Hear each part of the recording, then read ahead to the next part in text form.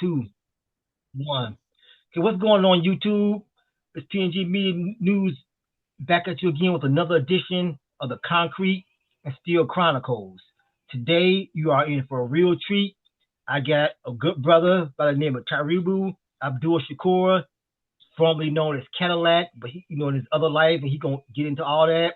He's gonna tell us about growing up on those mean California streets, his journey through the prison system, through his transformation to Al Islam. He's got a righteous book. I don't know if I can see it from my end, but he's gonna get into that. So without further ado, brother Shakur, tell the people who you are.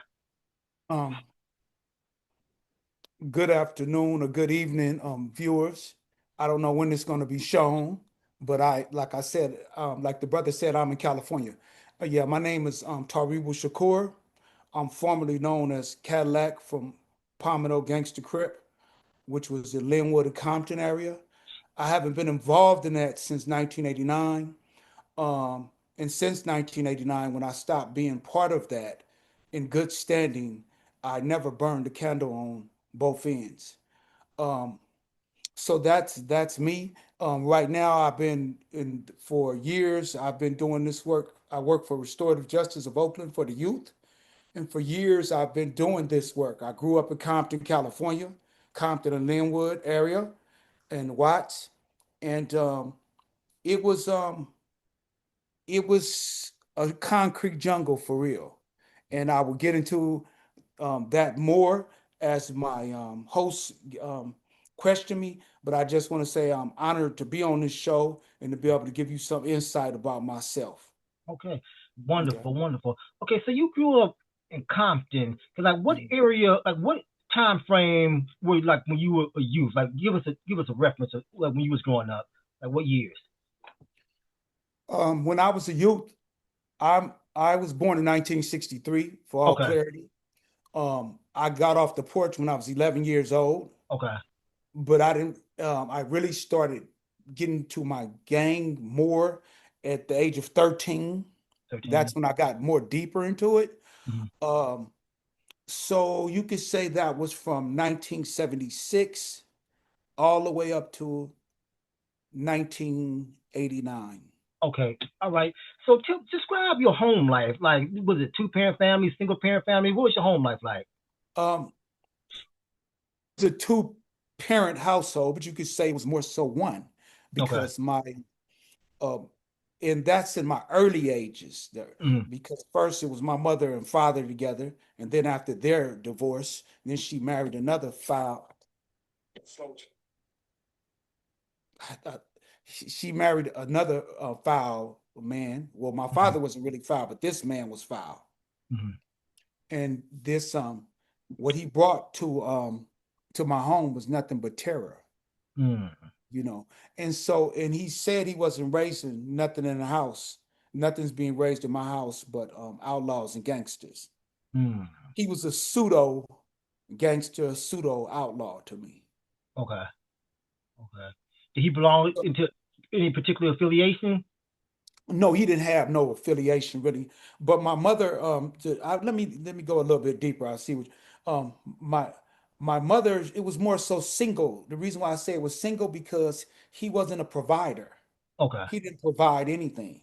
Mhm. All he did was he was like what you call a welfare pimp. That's what Mm. I would call him, a welfare pimp, because he Okay. was living off the welfare that my mother got, Mm. Wow. and he acted like it was his. Okay. Okay. And Yes. do you think that played a role into your eventually pushing you into the street life? Um, yes. It was Mm. something that I categorically rejected. I said, no, I'm not gonna be like this. Mhm. But when my mother went and did time when I was 11 years old, Okay. that's the dynamics changed then. Okay. So when And she so so when she went and did time, who was raising you? my grandmother, Okay. bless her heart, and she did her best, Um, and she was a hardworking woman, middle class, Mhm. buying her own home. Mhm. Her, my former step grandfather, Mhm. and both of them were middle class. And the middle class was more in 1960s and 70s. You could say that the new African community um, many of them were doing much more better because there was a lot of industry Mm-hmm. and jobs that was all around Los Angeles. And Okay. Okay. but my grandmother, she was a dietitian supervisor, Mm, and I watched her go back to school in her 40s, and that inspired me mm. once my light came on. Gotcha. Gotcha. Yes. Okay. So you growing up. So fast forward a little bit to about the age of 13. You really get off the porch. And so how did you get down with the Crips? Like what made you become a Crip as opposed to a Blood? That's a good question. A lot of people don't. What with me, I was more fascinated with the Crips in a way, and I think I Mm, wrote, but I was also kind of fascinated with the Bloods. We all mm, black, when you really right. look at it. Um, it seemed like the Bloods at that time were the ones that had the most resources Mm. at this time in the 70s. The Bloods. They was the ones that had the most women that was going around them to me Who? at You said that the time. Bloods or the Crips? The Bloods, The the Bloods Bloods. did. Okay. Yeah, to me over in my area, it seemed Okay. like, and it seemed like they had. We used to some of us that were, we used to call some of them pretty boys. We Mm, thought, and it seemed like they were on a different plane, like right. okay. But I was also more influenced because right around the corner from me was the Red House, which we call the Ponderosa tour, and Mm, that's where one of the co-founders, at least from the West Side, Tookie was at. Tookie, mm, Jamel, everybody was at this red. It was a halfway house. They called them halfway houses then. mm, Now they call them transitional house. So all the OG Crips, or a lot of, not all of them, but many of them were there. And so I was fascinated by some of their moving around with their low riders and the mm, weights and all this. It was fascinating. But I still wasn't really geared to go all the way into it. I was like Div with the Crips, mm, and then eventually I went to a party one night with a supposed to be a friend of mine that lived in the same apartments I lived in. And we went into the party. The party was on the other side in Ludus Park neighborhood, which some of them called, some parts of Ludus Park is called Mob now. okay. And what happened is I was at the party. I had on a little a Stetson brim, a little Ace Deuce short brim. And back then, if you lose a fight, this you they would take your hat.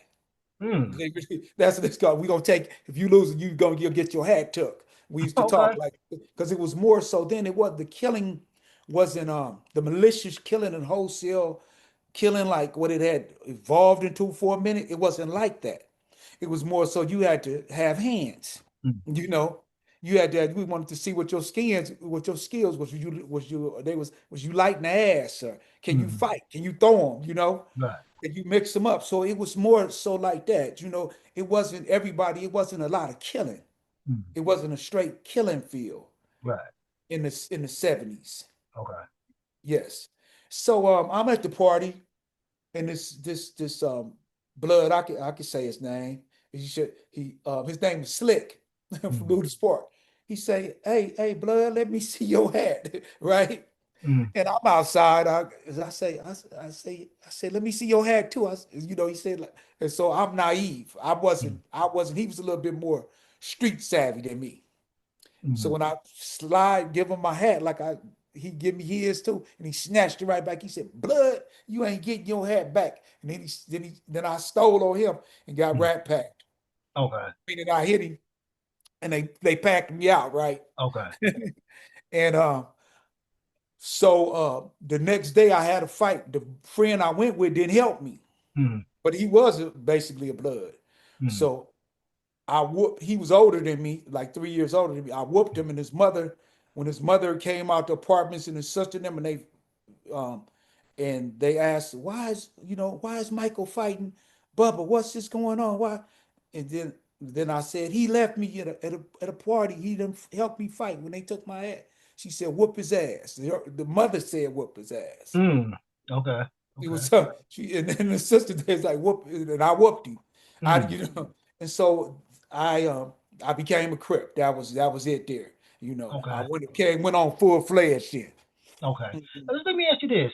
So since you was fascinated by the Bloods, but that changing event, made you spiral towards the Crips. But had you became a Blood, could you have still stayed in that same neighborhood? Well, they was staying in the neighborhood. They stayed in my neighborhood. Okay, Yeah, so it was kind of like, but they was, low key. They okay, stayed at, it was up in Palm and Oak. We weren't Palm and Oak yet.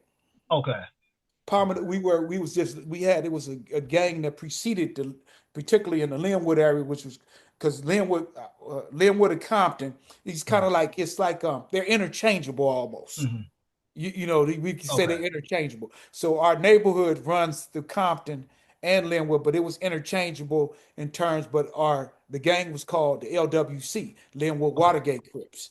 There was okay, so okay. we was just some would just say LC Linwood Crip. Hmm. Okay. Hmm. So at that time, I guess it safe to say that the red and blue hadn't those dividing lines hadn't fully developed yet? Because you said you got Bloods and then still had Bloods in the Crip neighborhood. No, no, brother. The lines were drawn. Oh, okay. The lines were clearly drawn, but Mm. you might get, a Crip that always could be, a blood could be living in a Crip neighborhood, but they low key. Okay. Crip Got it. land, you Got low key. You don't be out there like, you know, it. Mm. with, flagging. Okay. You can't put out your banner. Okay. You Got got you. to have that tucked. Okay. Okay. You can't be just like in Chicago. You can't Mm. have you in this hood. You can't have your hood if your hat's supposed to be flipped to the left. You can't Right. have it over here. And you in their neighborhood with it flipped to the right. You better have it Okay. flipped to the left. Got Well, you. you or don't wear none at all. Right. Exactly. So Okay. yeah, that's All right. so So how did you? So what was the whole process of becoming a Crip? Did you approach one of the OGs and tell them you ready, or they jump no, you no, no. in? For everybody, that wasn't the case. I don't think, certain in my time, everybody wasn't getting courted on what they call courted on like Mm. that. We were already there. We Okay. already existed. Now you were being tested later on different Mm. things to see was you down, but wasn't nobody, getting courted on. And so I was there when the first I may have mentioned it in my book too, From Crip to Muslim, Never Been a Child. But the first person to utter Palm and Oak was Tiny Man. Mm. Back then you could walk all over Compton, Linwood, Watts, walk to parties. You could Mm. just walk to all these different neighborhoods. And at night, and it'd be in the summertime, it was a party every 2 or 3 parties. Mm. Black folks, it was different for the new African populace then. It Mm. wasn't all, it was the lines weren't so drawn and people weren't, to kill. It wasn't just to kill field. So you Mm. could go to parties. Now you might have a fight there. They're gonna test your hand, blood, a crip, maybe even a crip, another crip mate from your neighborhood or your set want to test your hand and see if you still down. Mm. Okay. Okay. All right. So Yes. you, all right. So you a Crip. So when you make that transformation, like what type of things you start? Did that lead you to getting into? Oh wow. Well, just being in once you take on this mentality, you start to your level of delinquency or level of criminality, it starts to rise. Mm. You know, you might just start off first with just burglaries, Mm. burglarizing people's houses. You might, and getting burglarizing not only people's houses, but burglarizing residential. Not that's just the residential, but business places like warehouses. That you just trying to get money because a lot of the gang members and a lot of the young folks in the new African community, many of us was poor and poverty stricken. So when we looking on the other side of town and what we seeing on TV, we wanted to have that too. So it didn't matter how to us taking something from these people or for somebody that we considered what they would say now op. Mm. It didn't matter to us. So so breaking in their house and stealing cars, all that was part of the script, and then later on it developed into just outright taking things, Mm. meaning like strong arm, with a gun, with a knife, with a bat, whatever. Mm, robbing people, and that's it developed into robberies. gotcha. Okay, now let me Yes. ask you this. Okay, like I said, you mentioned early on before you got affiliated, you was cool with some Bloods. You know, you was friend with the Blood who took you to the party. You kind of admired these guys. At what point, if this happened at all, did you start seeing these guys are my enemies? You know, guys I When former my. mm, Oh, go ahead. Go ahead. No, no, my bad. No, no, no. You go ahead. When I went to that party, remember I told you I went to the Okay. party with my friend who was a Hmm. Blood, Okay. and he failed to stay down with me. He Okay. didn't come Gotcha. and help me. Okay. Yes, So that yes. one event really changed your whole outlook That on the one Blood. event that changed it. That was enough to Wow. change it because Okay. it was dealing with loyalty. Hmm. All of these groups. It's a sense of a spirit de corpse. It's Hmm. a sense of loyalty. Hmm. Loyalty is important to anything that you say that you about. Hmm. Where's the loyalty? Right. And so I wasn't about that, but you supposed to be my friend. Hmm. But you didn't get down with me. You Right. were supposed to be packed out too. Hmm. Exactly. Okay. Gotcha. Okay. So let me piggyback off that question then. Okay.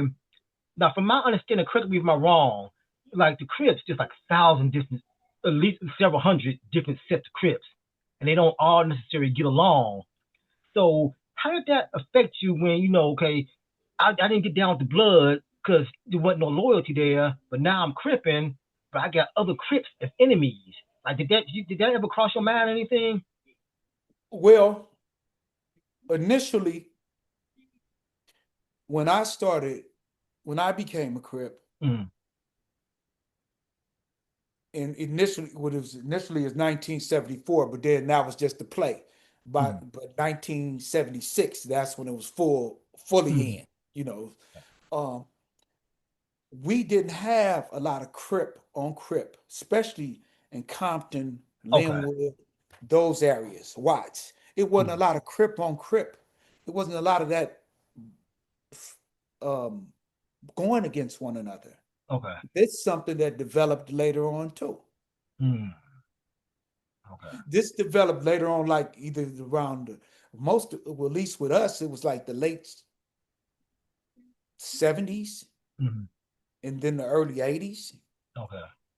And the one gang that we really fell out with, they weren't really Crips then. They were going through a cycle themselves. They didn't Mm, know which way they were going, if they were okay. going to be Bloods or Crips, and they was a mixture. But Mm, ultimately, they became a full-fledged Crip gang, and they're okay. one of the biggest Crip gangs in Linwood now. Who was that? Linwood neighborhoods. New neighborhood. Okay. Yeah, Gotcha. I think they trump the Mm, size of Palm and Oak now. okay. And was there Yes. a particular incident, or was it just a gradual thing that y'all became enemies? Uh, they say this is just they say my daughter's. I have a daughter that's 41 years old. She'd be 42 in May. Mm, They say that this started over my daughter's mother, who was mm, with another brother that was from Linwood neighborhood. mm, And this Lin, he was always claiming crypto. This one, mm, he wasn't mixed in. He wasn't mixed in that identity. mm, And this brother and one of my homeboys got into it, mm, and he had better hands than my homeboy, from my mm. understanding. And so that's what created that. Wow. So it was over her, but it was over her, Okay. over my daughter's mother. Wow. Okay. Yes, yes. A lot of I seen that a lot of war that took place, Mm, many that we don't even talk about sometimes. That that took place even with certain revolutionary groups. I don't want to say their names, right? But it was mm, really a woman that it was mm. many times that there was something going on with a woman. When you get into the back rooms, you find out. But I can say this because it's about this, because this is what I was from.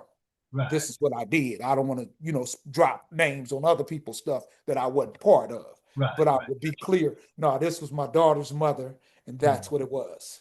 Wow. Okay. Okay. And Yes. Mm. All right. All right. So fast forward a little bit. You live in the street life. When did you catch your first case? What was the circumstance of that? I cut my first my first arrest. Mm. My first arrest, I was 11 years old too. Mm. It was for stealing a mini bike. Okay. Um,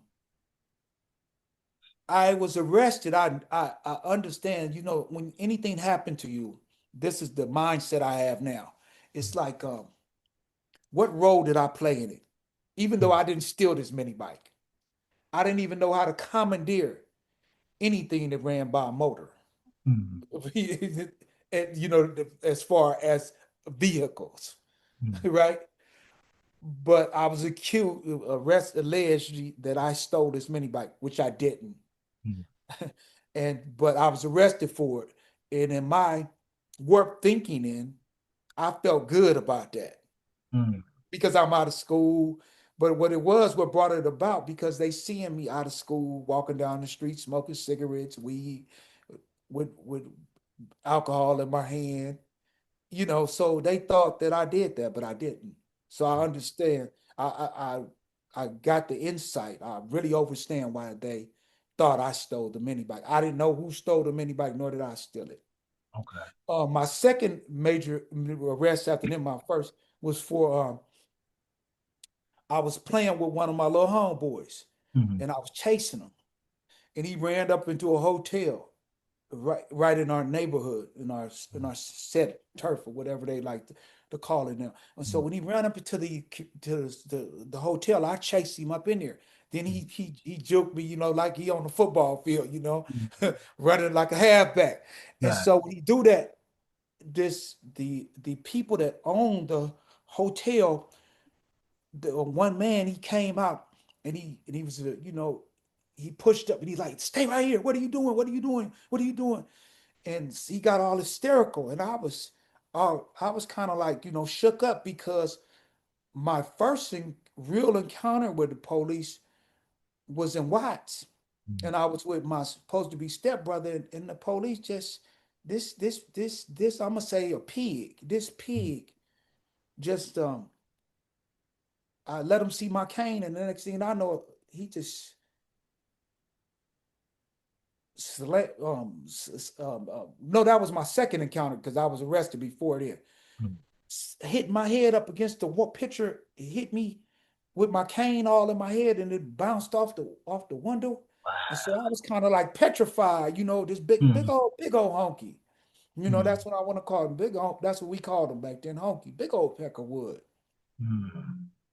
And we had some of the foulest police in LA back then, Mm. because all these police was coming strictly up out of the South. And we Mm. had the LA Gate, I mean, the chief of police, his name was Daryl Gates. Mm. And he had this cold, he had, it was a cold, the police was cold in LA, all LA precinct. Yeah, so when I'm doing this up in here, and this guy, he's trying to keep me, and I think he was a Pakistani or something. I may be a little bit wrong right now, but I know I wrote about it. But when I was writing it, my thinking was probably a little bit more clear. In my, Mm. but he tried to hold me in there, and so I had a razor in my pocket that my mother had gave me, or Mm. or not, that maybe she didn't give it to me, but it was hers, and I Mm. possessed it. Okay. And I cut him from here to damn near, from aorta to almost aorta. Damn.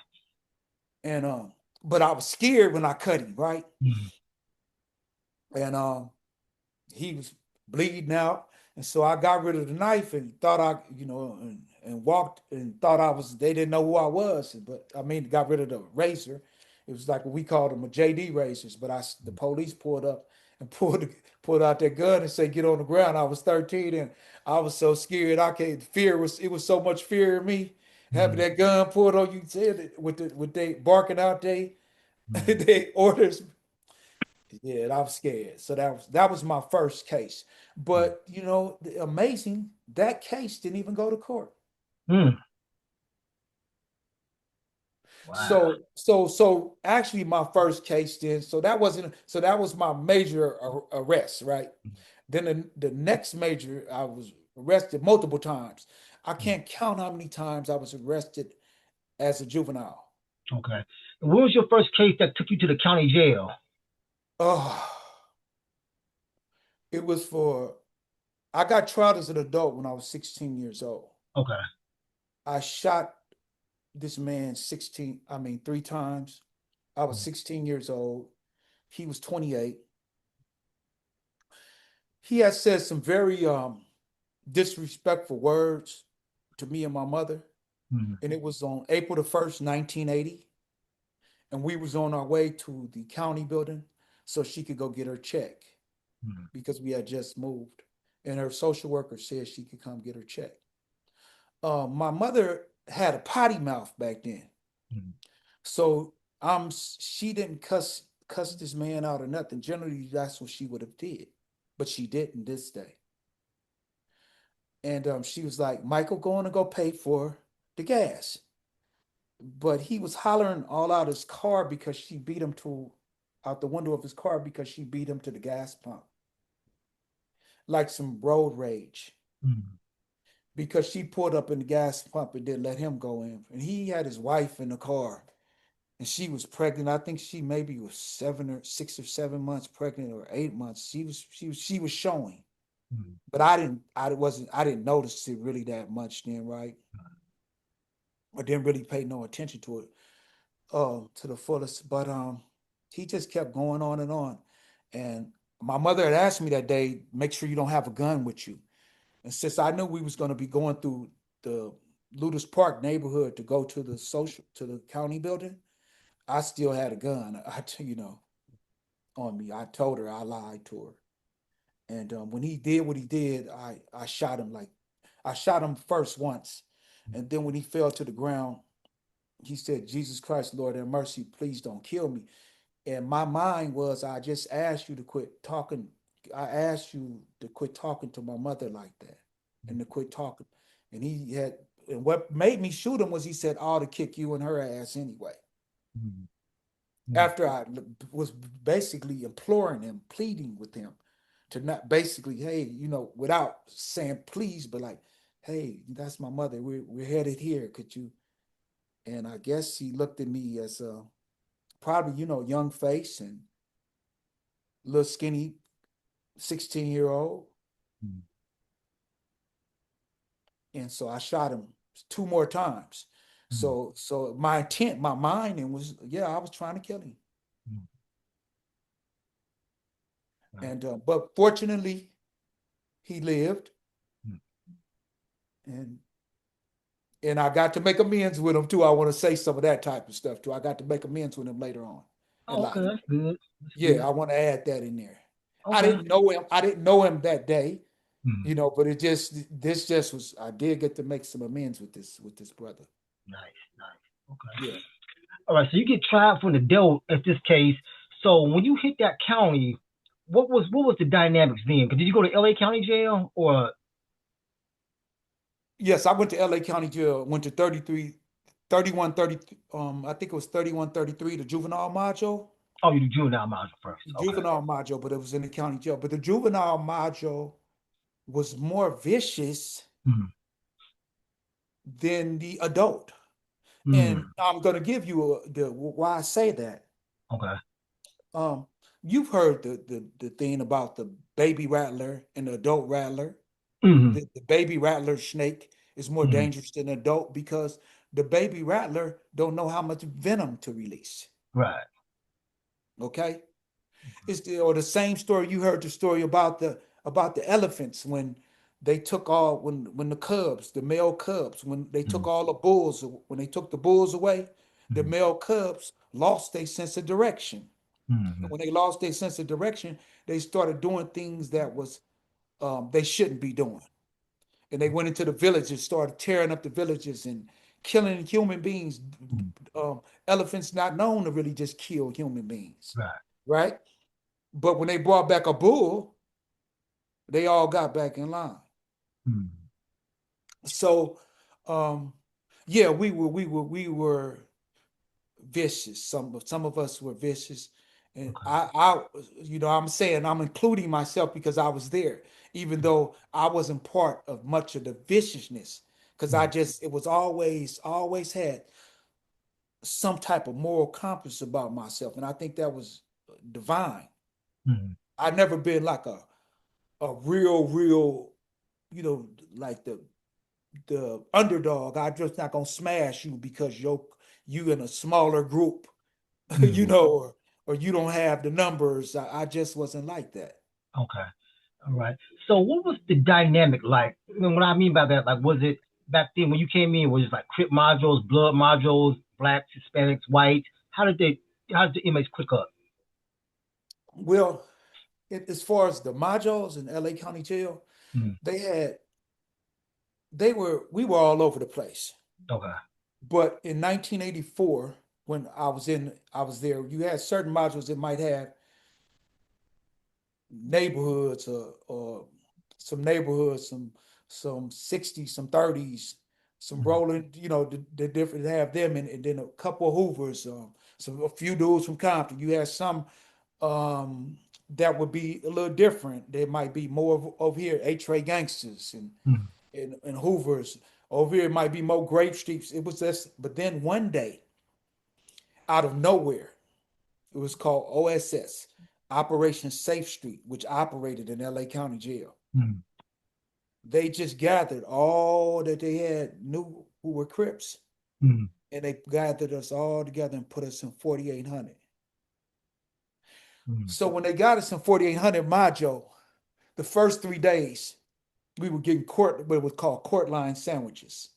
They locked us down. And when we got there, at this time, this is 84.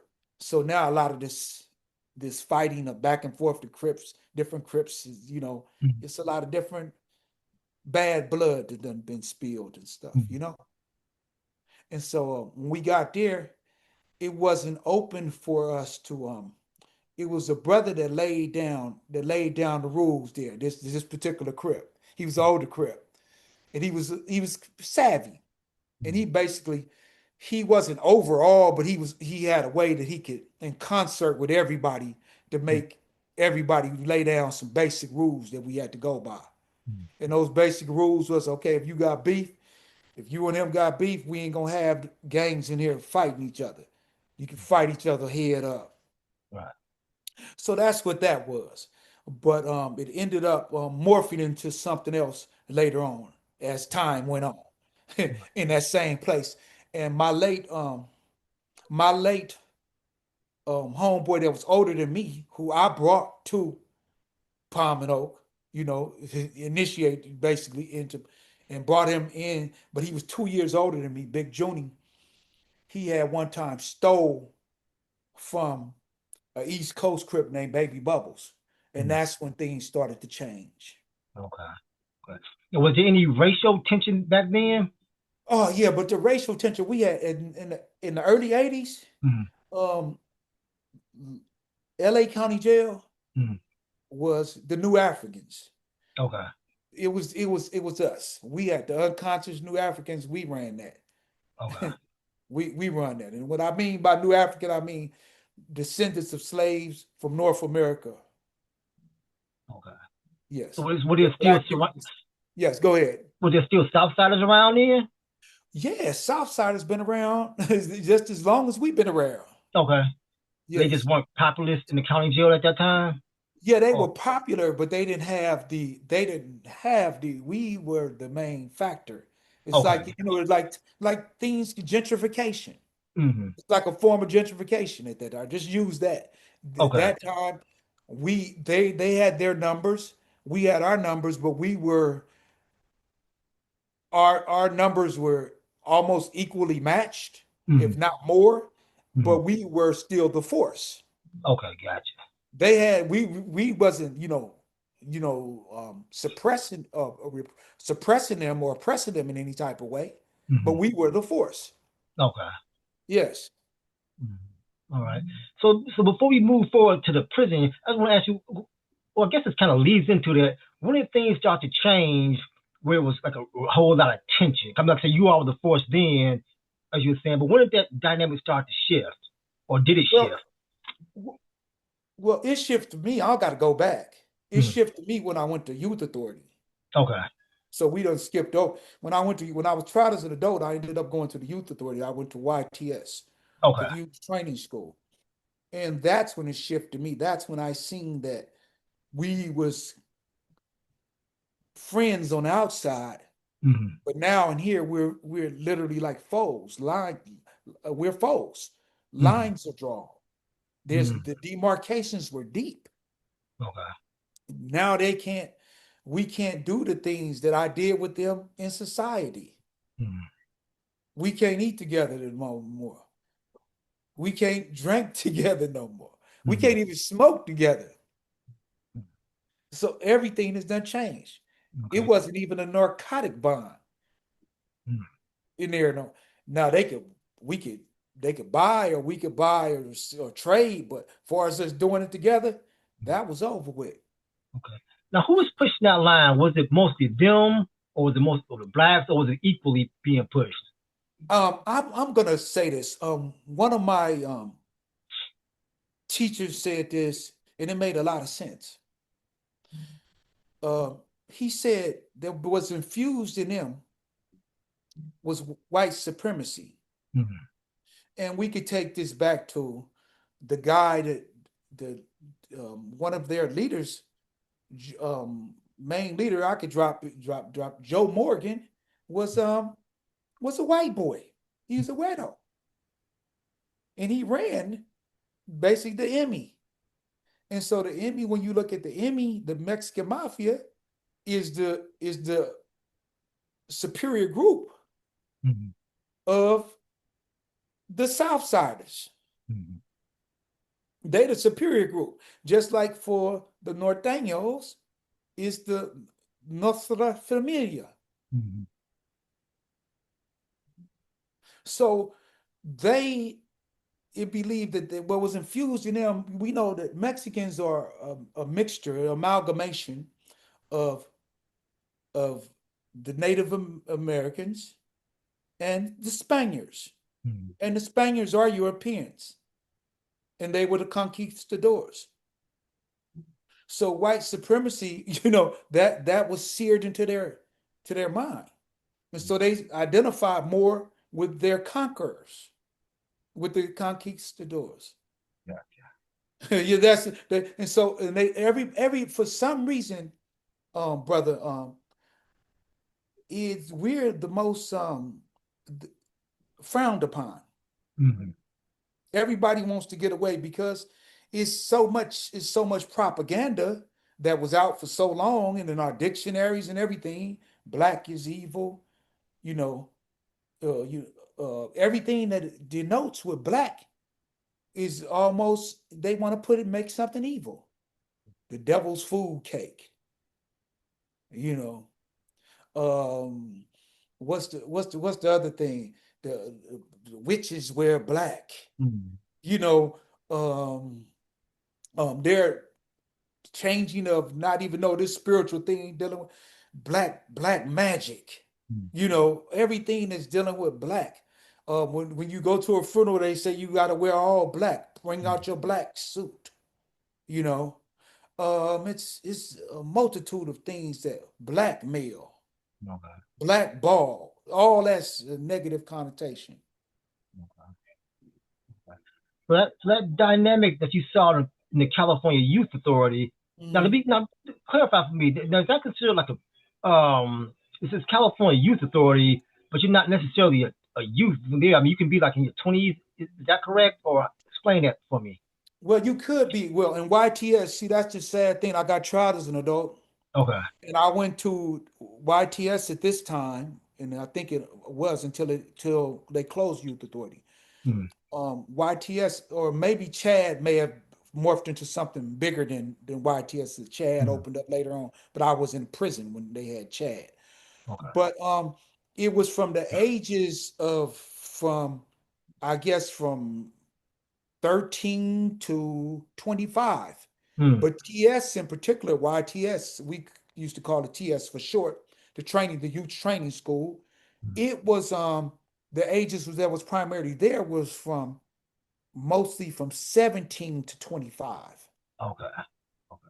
And when I first got there, I got sent to to the after I went through what is called orientation, I got sent to the worst unit you could go to, Mm, WNX. And mm, that's where all the older people were at and were all the more hardened. And then you had another part called O&R, which when you did, if you got in real trouble, they would put you there, lock you up. But I never went to O&R, okay, fortunately. right. Now, were there Yeah, prison politics there? Since it, yeah, there was the same type of politics with you, the divide, the mm, demarcations, the lines were drawn. okay, So we knew not to, where they lift their weights at, that's their area. You don't go mm, over there trying to lift weights with them. okay, Um, you don't go sit in their area. They don't sit in our area. mm, We don't shower together. They had their showers, they shower over here. We shower over there. It mm, was those when you go in a dining hall, everything you sit is not the police didn't set it up like that. We just did it on our own. mm. Now, do you ever was there ever? Did you ever get into any riots there? I never got into any riots there, but I was one that I whooped a few whites and Mexicans there, but it was just on the head up thing, and they Okay, didn't like that, okay, They didn't like, yeah, I never, we didn't never have a riot on my side of my none of the units I was on okay, when I was in YA. When I was there, we didn't have no riots on my unit on W. We at least on the X side. I think it was okay, one on the W side, but not on the X side. But we were in our cells or in our rooms, whatever you want to call it, when they had the riot on the X side, and gotcha. so it didn't really it did we didn't get it it didn't go over roll over. Okay, gotcha. Yes, Okay, I want to fast forward a little bit for time's sake. Okay, this is all good stuff. Okay, so now tell me, now you go from the youth story, eventually you get to the prison, like the Pelican Bays, the Corcorans, and all that type of stuff.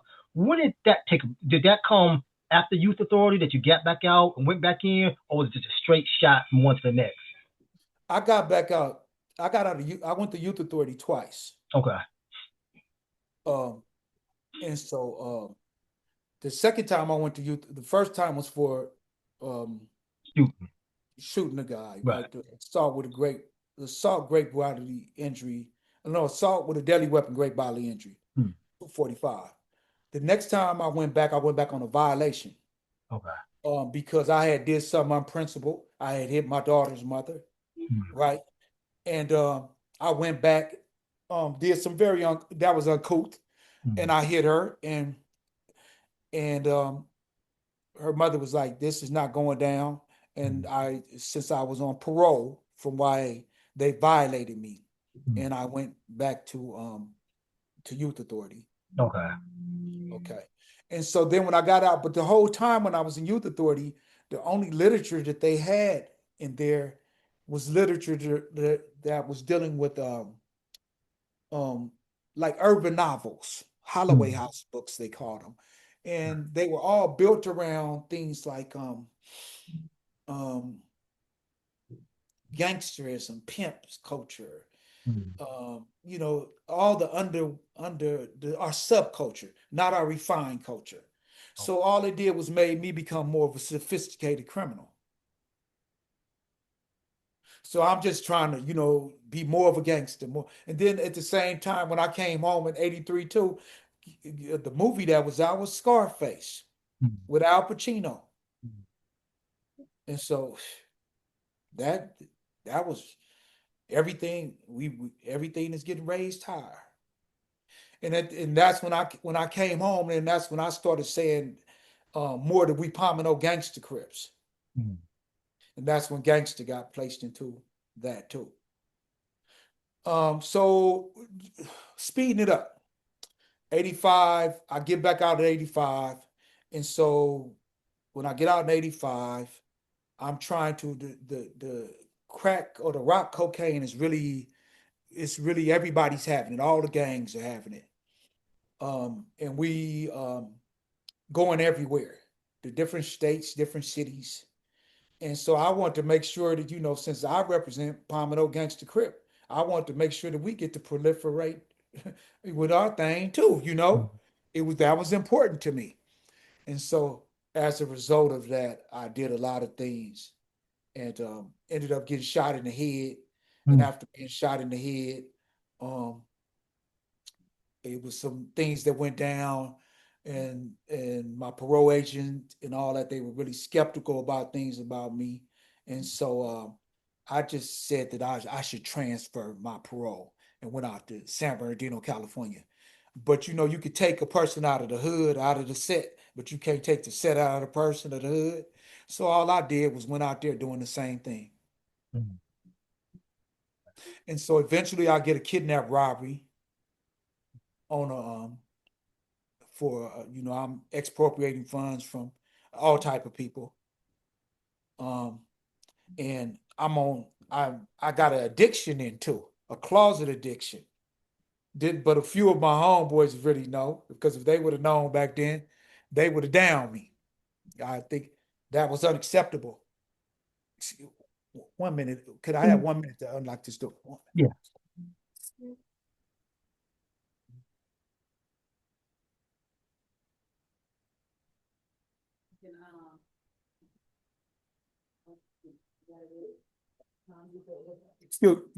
Excuse me for that. No problem. No problem, brother. Okay. Um, yeah, I just became so then when I went out to San Bernardino, so I'm out there um taking lots of money from people, doing robbing a lot of people.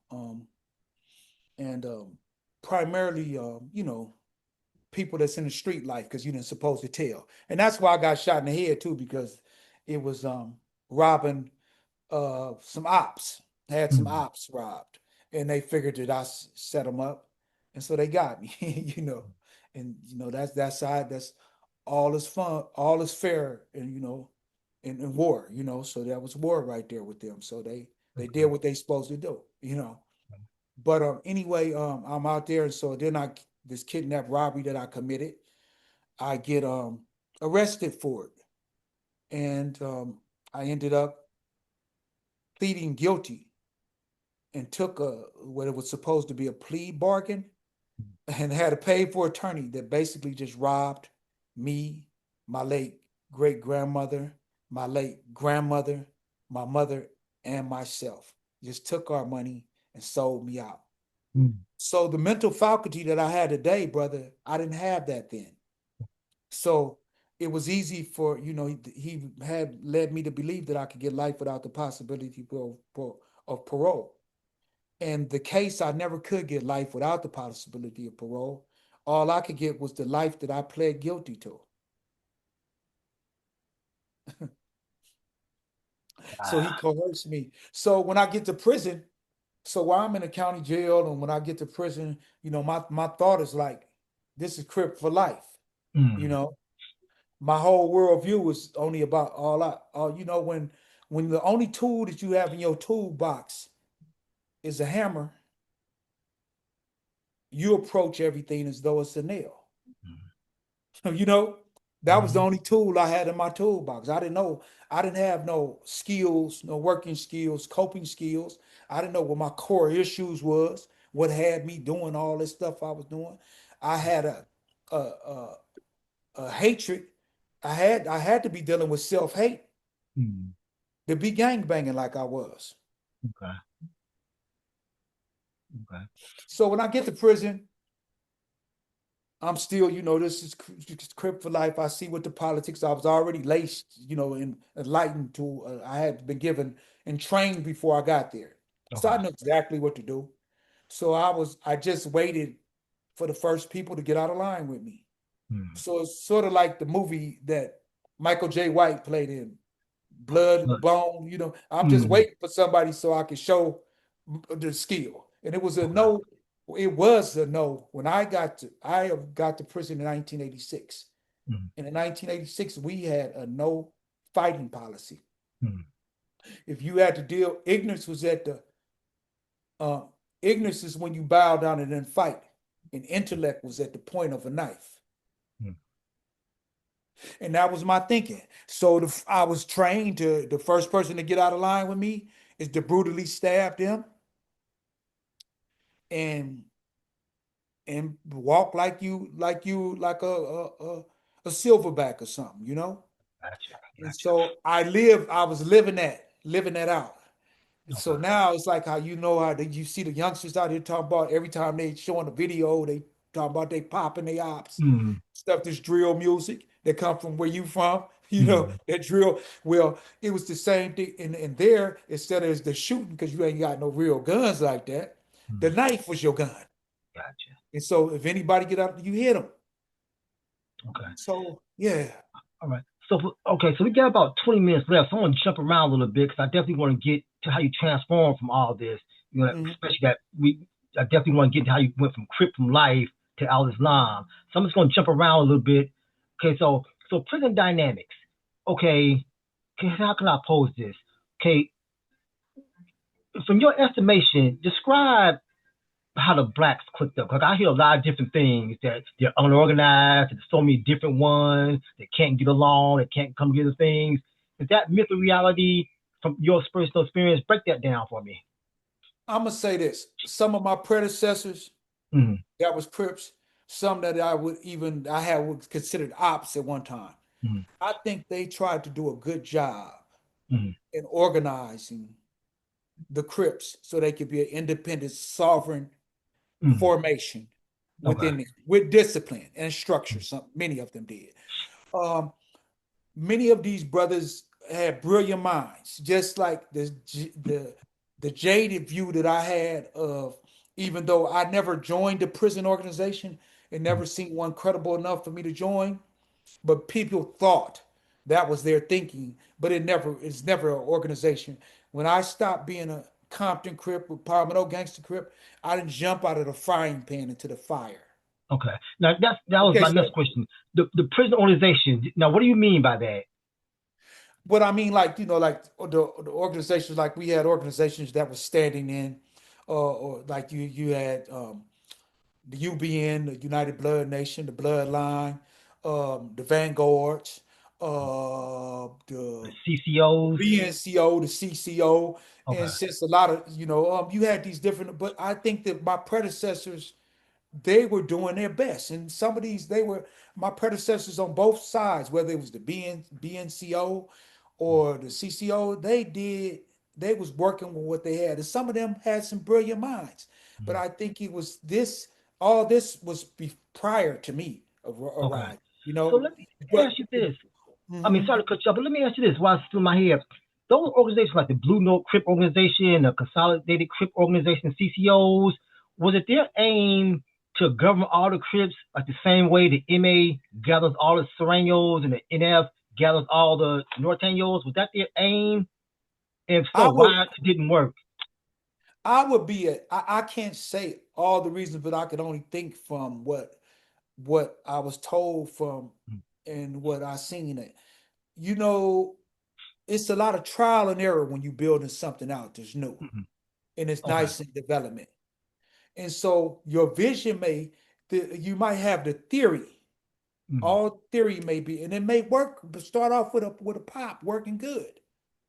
But in practice, it gets to fall apart on different things because the internal first thing when anything is mostly destroyed is from its internal contradictions. Mm-hmm. So it had to be some type of, from my logic and from listening to them and thinking it had to be some type of internal contradictions that brought about its demise, as Mm-hmm. well as propaganda that could be on the outside and all. And then not only that, are foe that's going to always be our foe. Their operations of how they operate, what they doing, sowing seeds of dissension Mm-hmm. by getting their collaborators. See, anytime we try to build something, when black folks or try to build something, they got to be, they got to stay huddled up, stay in the huddle, keep the huddle to they, it's just like when on the football field, when the coach covers his mouth Mm-hmm. and don't let them when he giving out another play, he holding the book up like I'm holding my book up right now. Mm-hmm. He holds it up, you cover it so they can't see the play. We don't need everybody seeing all the plays. Okay. All right. Now I'm gonna ask you some couple of things. You can tell me like it's myth or reality. Okay, blacks don't check paperwork. Myth or reality? Like when you hit the yard. Well, we don't do it no more because we got compromised too much. Mm, After the compromise, when they opened up all these, before they had all, when they only had two level fours, when mm, it was just Old Folsom and San Quentin. But when they started opening up more level fours, I watched it where people could jump from yard to yard mm, or facility to facility. mm, This when the people that was doing dastardly deeds mm, would do stuff like roll up for some, they done ran up a gambling debt and they ain't gonna mm, pay it, a drug debt or something like this. And they started, then they would co-opt themselves with the IGI, with the institutional gang investigators, mm, and make up fanciful stories on many of us. mm. And so we didn't see it. Most of us, we didn't really realize it till later on when we started to reach our, I'm gonna say, our revolutionary clarity Mm, and revolutionary maturation. mm. When our minds became refined and we did some self-reformation and got ourselves together. That's when Okay. we really got to see what was played on everything. But once again, I was never part of none of these entities. But if I would have been, if I would have got to prison earlier, I know more than likely I would have been part of the consolidated Crip Okay. organization. Yes. Because yes, I would say that. I would be a remiss if I Okay. didn't say that. All right. Yes. So I'm saying, so like, so those are like the paperwork organizations. But I'm saying, like, when you hit the yard, do you have to show people your paperwork to make sure Oh, you're oh, not oh, the like a oh? paperwork. No, we're not doing that. No, no, no, no, we're Don't do not that doing either. that no more now. Because Okay. if you ask somebody for their stuff, they liable to tell somebody else, and then they lock us up. Oh, okay. Okay. Gotcha. They was locking us up. They was locking us up. I can't have Solidar brothers. I can't have Blood in My Eye. I Mm. can't have a Sata Shakur book. I couldn't even have Sanyika book. Right. So how do y'all know if someone's no good or not if you don't if they got bad charges or not when they hit the yard? Because remember this, effective communication Okay. consists of, you know, body language. And Mm, it consists of your body language. And also we know this now. We know that the vibration, the frequency, mm, you know what the energy. It's some just don't align. You mm, act in a certain way. But I don't think no, but with the Muslims, I can't hide that since we don't really since people don't really look at paper. I'm not gonna say all the blacks don't. I think mm, some blacks still do. mm. You know, look at certain paperwork at times. Okay. We want to Gotcha. know because I want to know who you are. If you Mm, really, if you close to me, I want to know who you are. gotcha. So I got to be able to know. So I'm vetting you right. Mm, I need to know who's next to me. And gotcha. you really don't know nobody. In Islam, we know this. The Prophet Muhammad sallallahu alaihi wasallam said, may the peace and blessing be upon him and his progeny. He said, you don't really know nobody until you travel with them, until you go on business with them, or you live with Mm, gotcha. Okay. All right. Myth or reality? Blacks don't like to fight with knives. them. Well, I think a lot of them. I think, I think some of that can be true because it's like I think some of that can be true, but with this generation now, Mm, I ain't saying blacks, so let's cut it, but the generation that I came through with, yes, we did. okay. Gotcha. We loved it. I was like, I was like tuned, like I got almost my endorphins went up. I got excited that this is like I said in one of my poems I wrote. Intellect was at the point of a knife, and ignorance is when you bow down and didn't fight. Okay. Gotcha. That was my thinking. Okay. That was my Now, thinking. okay. Now another one. I know this is a real loaded one, really controversial. As a collective, blacks are generally scared of Mexicans. That they like the Mexicans got to do to attack them 3 or 4 times before the blacks will respond. No, not in all cases. In some cases, this may have took place because we so fragmented. Mm. Okay. But when we realize that just like any other species on the planet, whether it's a plant species, whether it's an animal species, whether it's what's in the marine world, when it finds itself to be annihilated, it Mm. starts to rapidly want to reproduce itself. Now Mm. we talk about all men, right? So we ain't talking about we doing something to reproduce ourselves like that. That ain't Mm. what but I'm talking about now. You know that your survival is Mm. at stake here. So we must forge together Mm. and bond together and come together as a coalition, if nothing else, to Mm. ward off this before we be now liquidated.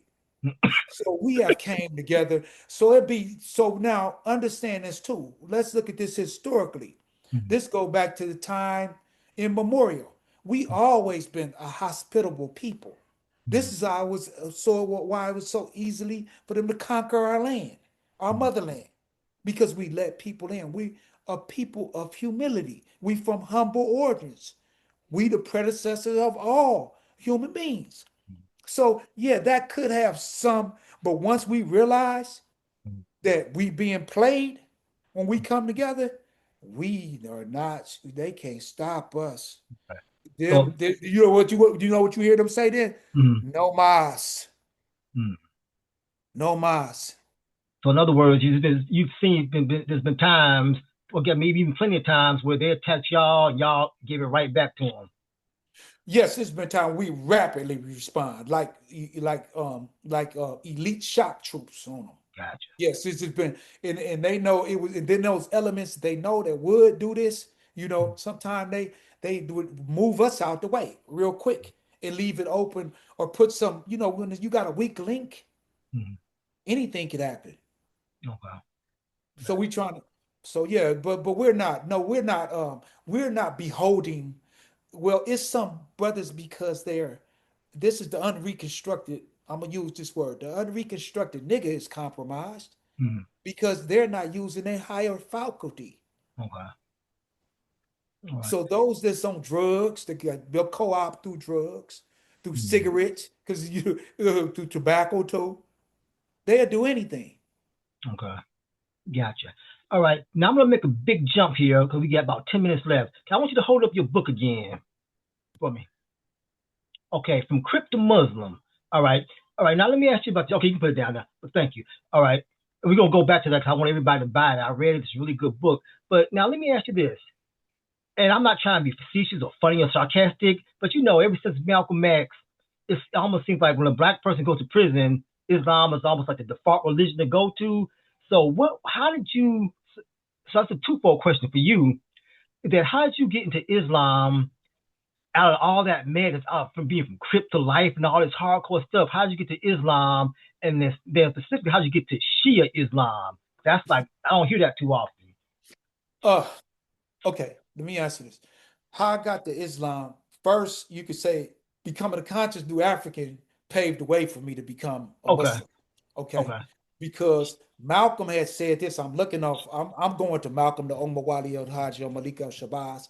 He Mm. had five. Once he became conscious of what pristine Islam was, he formulated the Muslim Mosque Incorporation, Mm. and then he also formulated the OAAU, the Organization of African American Afro American Unity, right? Mm. That was modeled after the first the OAU that they had in Africa.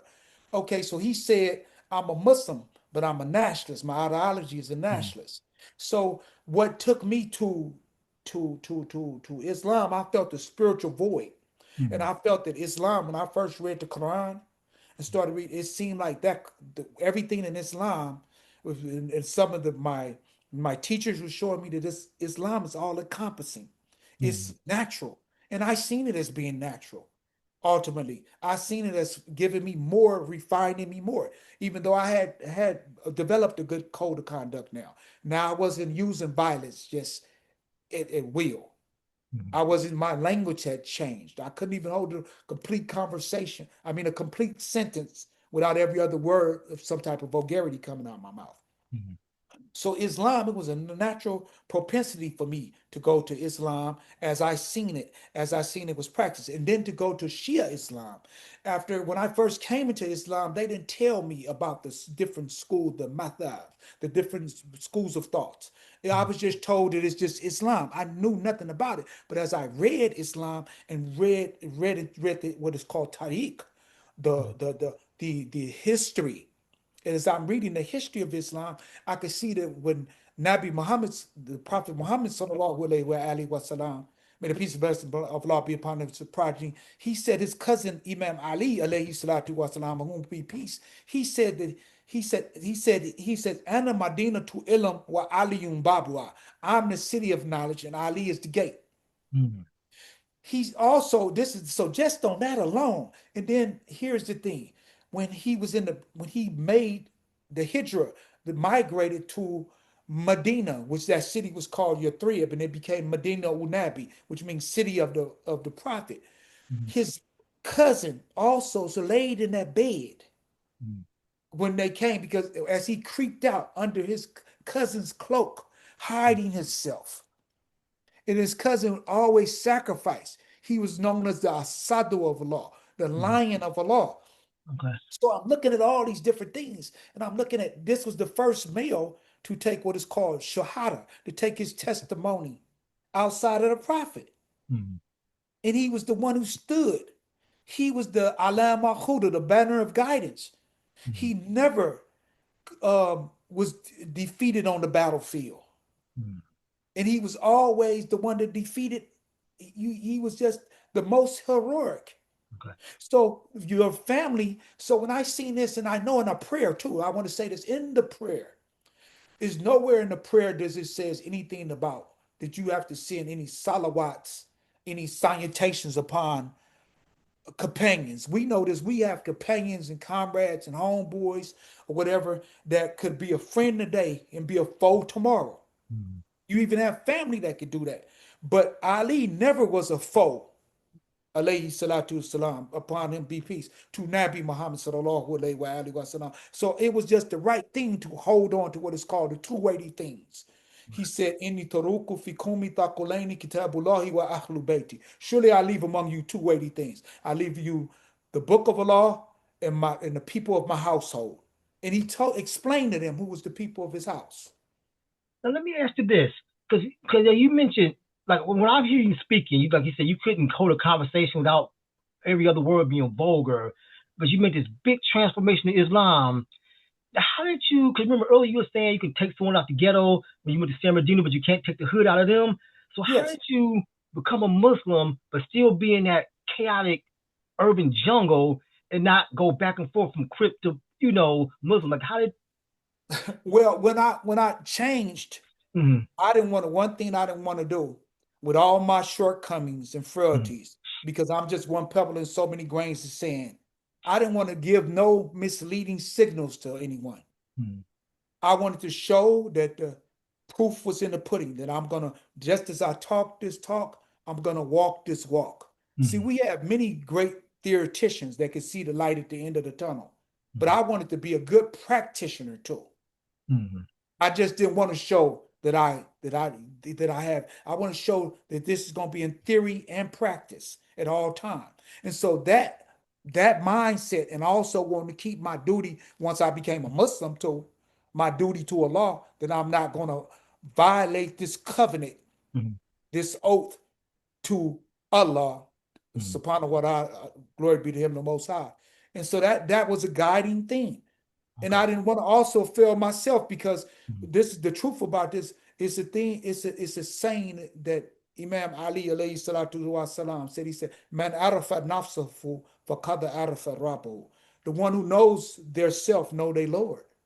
mm. And so self-knowledge, I'm aware of myself now. I'm not no longer dealing with self-hate. So if I'm dealing with, in war is deception, I'm not going to be deceiving my people, Mm. nor am I going to deceive myself. Gotcha. Powerful. Okay. So let me ask these last couple of things. Okay, so it's like a three-part question. When did you get out? Where are you geographically located today? And what's your guess? What's your dean like today? Like what are you into today? First thing I want to say, Dean O'Hop, and I'm gonna say the Dean of Truth. Dean up. Okay. My Dean is I'm on my Dean as you should. Uh I hopefully I'll be able to open up a center hopefully soon because I am a bona fide sheikh. So I am Okay. among the yoke. So Okay. Nice. and I became a sheikh in 2006 when my coronation was did and everything. Hmm. So my thing is definitely I see the Dean. I say Al Islam hu al hal. Islam is the panacea. I do Hmm. believe that Islam is the panacea. It's the solution.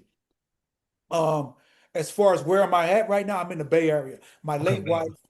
My late wife Akila died in 2010. And Okay. so when she died in 2010, her name was Akila Bayah Shakur. When she died, I remarried in 2017, more so of a marriage of convenience. Hmm. And then me and this sister, she did some things that was unprincipled. I'm not going to put them all out here. Hmm. I'm going to keep it clean. And what she did was unprincipled. That we ended up getting a divorce before I came home. Um, and so since all my addresses were for up here before your nearest of kin, this is Hmm. how I ended up basically in the Bay, right? Okay. And then when I get to the Bay, it was more friendly up here, for Hmm. felony friendly. And now my record has been expunged Hmm. through roots and rebound, clean slate. So Okay. now I don't have nothing no more on me because Hmm. I since I didn't have no sexual harm cases Hmm. or anything that messed like did anything to any children or elderly or people Hmm. disabled or anything like that, I qualified for an expungement. Hmm. And now Nice. I have a clean slate. Good. Okay. Okay. And so, and like, what type of like any type of outreach work you doing, anything like that these days? Oh, so yes, I work for Restorative Justice of Oakland for the youth. Hmm. It was founded by Fania Davis, who was the sister of Angela Davis. Hmm. And this organization, Restorative Justice and this particular place. So I'm a credible messenger. A Hmm. credible messenger. I think it was the first brother to coin the word credible messenger. It came from a brother. I think his name was Eddie Hollis or Ellis or something. He was in New Hmm. York in the prison system there. And he was a former Black Panther. And what he seen was that a lot of the people that were coming into prison was from them 7 different barrios. Hmm. And so he had made the transform the criminal mind, the lumpen proletarian mind to a revolutionary mind. He seen that it took credible somebody that was credible, somebody that Hmm. have a lived experience that was system impacted to be able to reach the youth and to reach those that a lot of people consider incorrigible. Hmm. He felt because he felt if he could change, as Malcolm changed, as many others, so many others changed that he could apply these tools that he learned that got him there and start to exercise this because the youth and these people that haven't reached their maturation in this sense, they don't want to deal with nobody that ain't never been there and done that. Hmm. Because if they feel that you can't feel their pain. They feel you don't really as you got a quasi form of empathy that you're giving Hmm. because you have not been there. You don't really know it. But when you can show them that you've been there and this is the way to make a proper transformation, that's beneficial and helpful for them. Yeah. Well, And so he coined it credible. And so this is the work I do. So I work constantly with a lot of the youth coming out of the JJC. I do what is called the aftercare, where they're hmm. transitioning back into society. I'm in the courtrooms with them, speaking for them. I do safety plans for them. I teach them how to deal with their what I mean by safety plans. So when they get out, they can show every nanosecond what they're gonna be doing. Hmm. We got healing groups, and we take them on. We got rites of passage Hmm. groups, all type of a variety of different things that we deal with. We give them life skills, mentoring. We teach them financial literacy. This is what I'm about. Is building. I'm giving them nation building skills, and I will after they get right. After they get right, maybe probably later on, I will teach them self defense, Okay. but to use it in self defense. Exactly. Gotcha. Okay. All right. So Leslie, so you got your book out. What can it be bought? What can people get from Crypto Muslim? What can it be purchased? Well, you could purchase crypto Muslim for right now. Mm. because it makes it on Amazon Mm-hmm. or Barnes and Nobles. Okay. And Right. if you Google from Crypto Muslim, Mm-hmm. Taribu Shakur, it'll come right up. And Okay. I exhort you to, I exhort the family out there to look at the overview. And this is the overview. This is not my overview that they put Mm. on Amazon. Read the overview that they say for Okay. starters. If you even if you just read their overview. Gotcha. And then from my understanding, there's going to be a follow up. Yes, the follow-up because this this book was completed in 98. Mm-hmm. In 98, I didn't become a sheikh and I didn't get my doctor's degree until 2009 too. Mm-hmm. Right.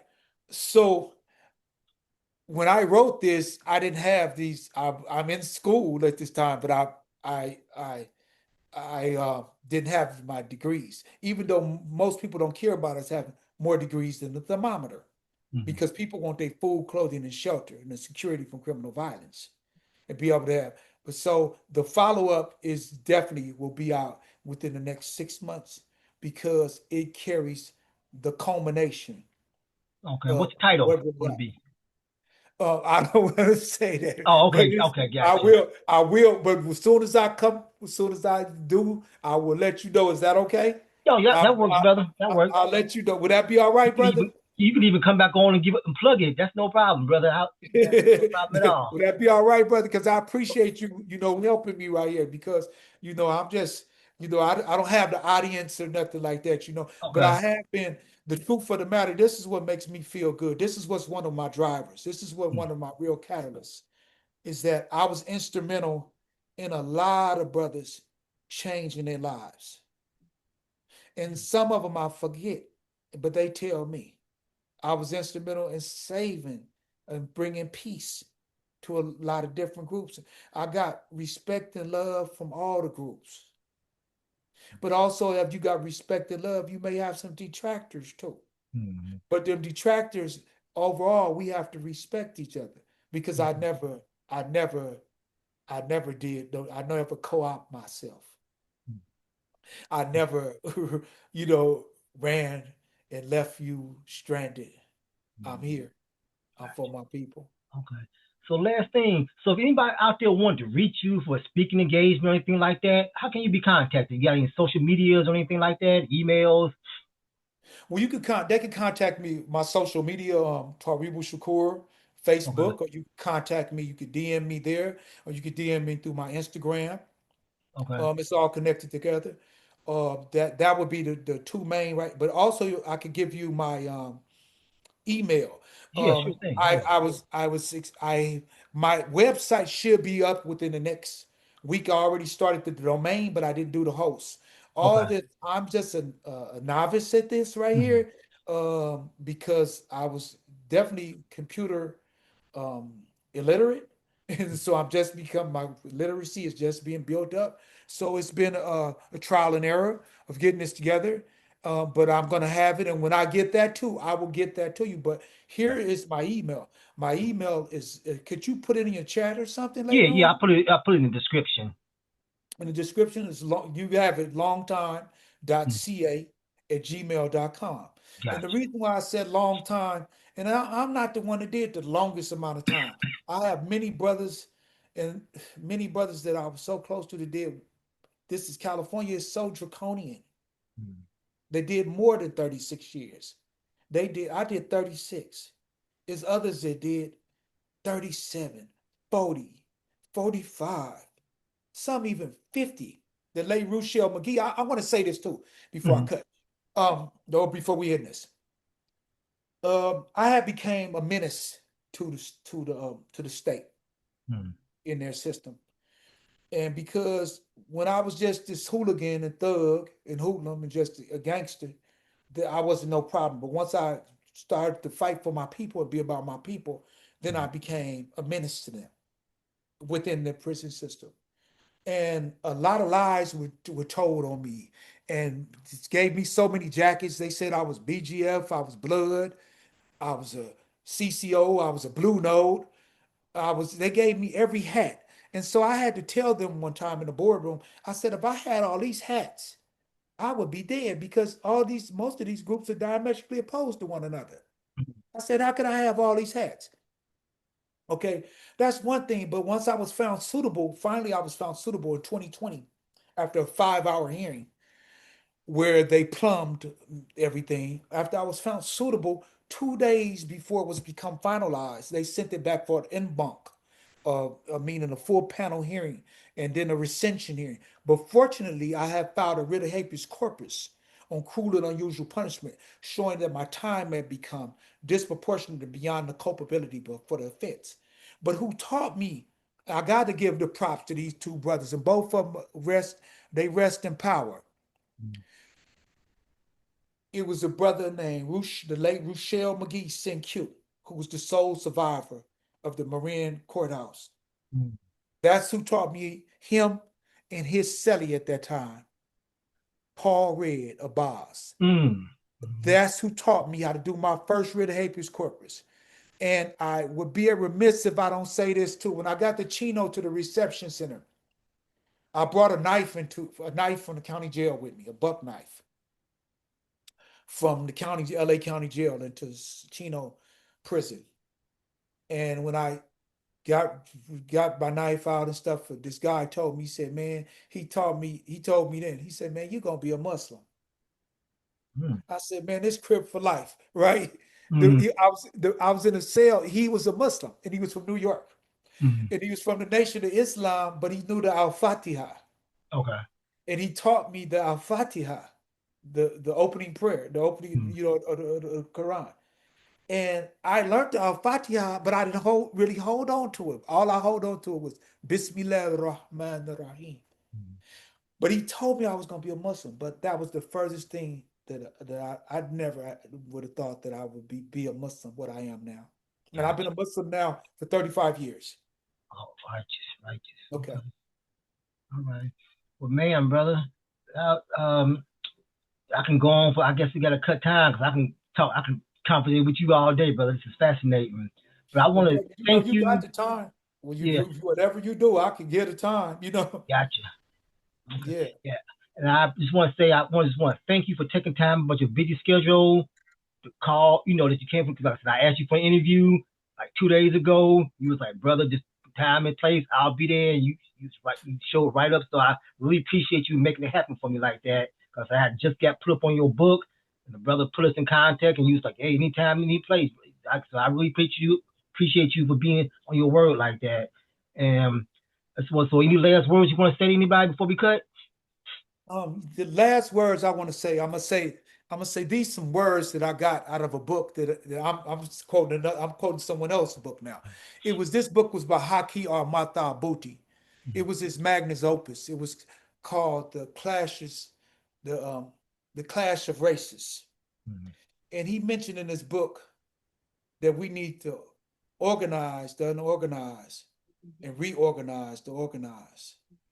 And I want to say this too. As a people, we've been up under a farce system for a long time. And I want to get people to think, was we really emancipated? Do we really have real liberation? And what does, I know it's like a question, but I exhort you to want to be in real liberation and to have real self-determination and to love yourself and to be about yourself, not at the exclusion of others, but we got to start at home before we go abroad. Gotcha. All right. Very well said. So I know, I guess we can end here. So there you have it, YouTube. This has been another edition of the Concrete and Steel Chronicles. I hope you enjoyed this as much as I did. The brother's here. He's available. If y'all want a speaking engagement, outreach, the brother's available. Hit him up. Definitely get a hold of his book, From Crip to Muslim. It's available on Amazon. It's a good read. I read it like pretty much in one day. Couldn't put it down. So definitely try to grab the brother's book. And we're looking forward to volume 2 of it. When they get out, I'll be sure to drop a review on it and everything. So until next time, YouTube, take care.